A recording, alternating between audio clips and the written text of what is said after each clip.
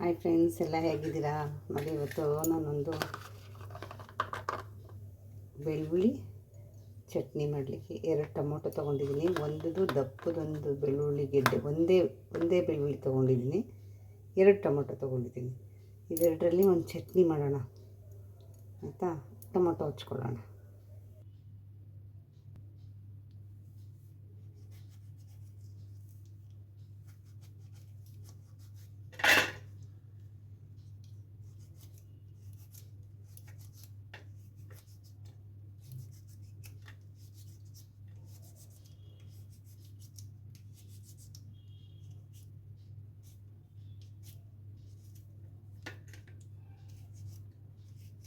ಒಬ್ರಿಗಿಬ್ರಿಗೆ ಅಡುಗೆ ಮಾಡಬೇಕು ಅಂದರೆ ತುಂಬ ಬೇಜಾರಾಗುತ್ತಪ್ಪ, ನಿಜವಾಗ್ಲೂ.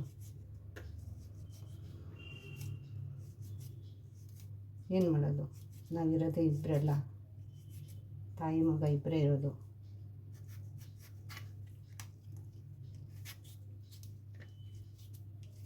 ಇದು ಹುಳಿ ಟೊಮೊಟೊ, ನಾಟಿ ಟೊಮೊಟೊ ತೊಗೊಂಡಿದ್ದೀನಿ. ಹುಳಿ ಚೆನ್ನಾಗಿರುತ್ತೆ.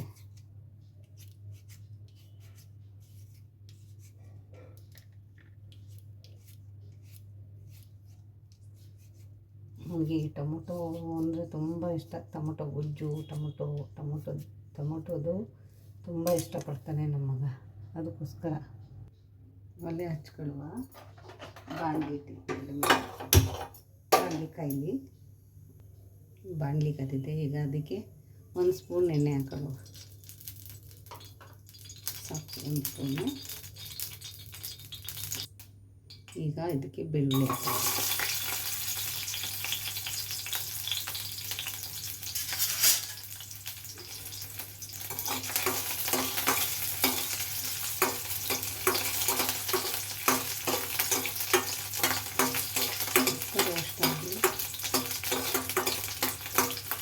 ಕೆಲಸದಿಂದ ಬಂದರೆ ಏನು ಮಾಡೋಕ್ಕೆ ಆಗಲ್ಲ.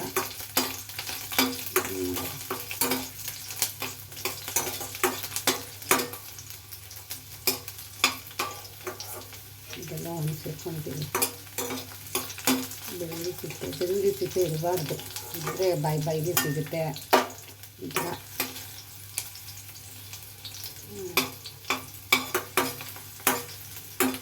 ಸ್ವಲ್ಪ ಸಿಂಪಲಾಗಿ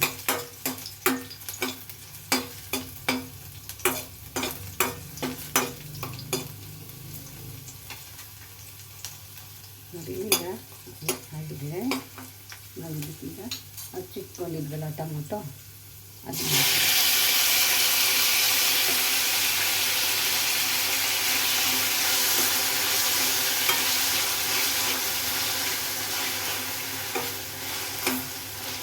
ಜಾಸ್ತಿ ಸಮಯ ತಗೊಳ್ಳಲ್ಲ, ಕಮ್ಮಿ ಸಮಯನೇ ತಗೊಳುತ್ತೆ. ಬೇಯ್ತಾ ಇರಲಿ.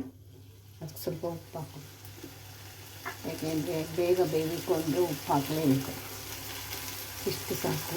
ಒಂದು ಸ್ವಲ್ಪ ತೊಗೊಂಡಿದ್ದೀನಿ, ಯಾಕೆಂದರೆ ಟೊಮೊಟೊನೂ ಸ್ವಲ್ಪನೇ ಇರೋದ್ರಿಂದ ಸ್ವಲ್ಪನೇ ತೊಗೊಂಡಿದ್ದೀನಿ.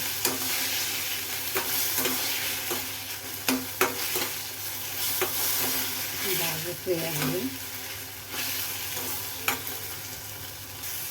ಈ ಪಾತ್ರೆ ತಳ ಹಿಡಿದು ಬಿಡುತ್ತೆ. ಈ ಸ್ಟೀಲ್ ಬಾಣಲಿಗಳೇ ಅಷ್ಟು ಸಾಫ್ಟಾಗಿ ಬೇಕು.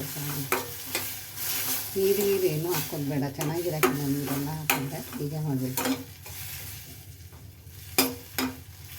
ಒಂದು ಸ್ವಲ್ಪ ಆಗಲಿ.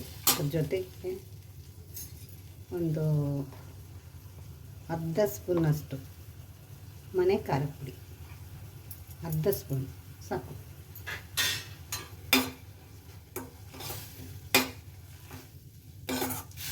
ಇದ್ರ ಜೊತೆಗೆ ಸ್ವಲ್ಪ ಹೊತ್ತು ಬೇಯಲಿ, ಟೊಮೊಟೊ ಜೊತೆಗೆ.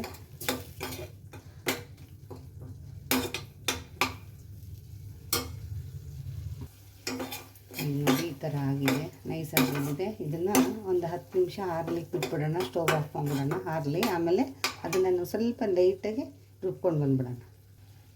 ಇವಾಗ ಆಫ್ ಮಾಡಿಬಿಡೋಣ ಸ್ಟವ್ನ. ಇದು ಆರಲಿ ಅಷ್ಟೇ. ಈಗ ಆರಿದೆ, ಇದನ್ನು ರುಬ್ಕೊಂಡು ಬರೋಣ.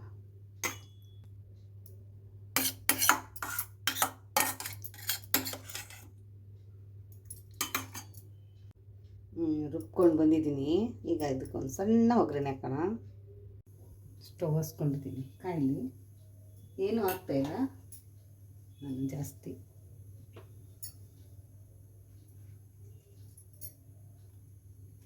ಬಾಣಲಿ ಕಾಯಿಲಿ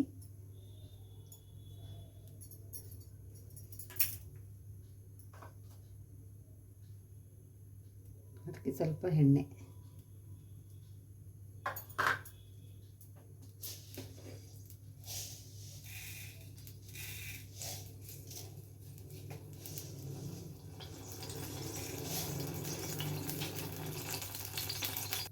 ಈಗ ಬರೀ ಇದಕ್ಕೆ ಬರೀ ಸಾಸಿವೆ ಅಷ್ಟೇ. ಸಾಸಿವೆ, ಸ್ವಲ್ಪ ಹಿಂಗು,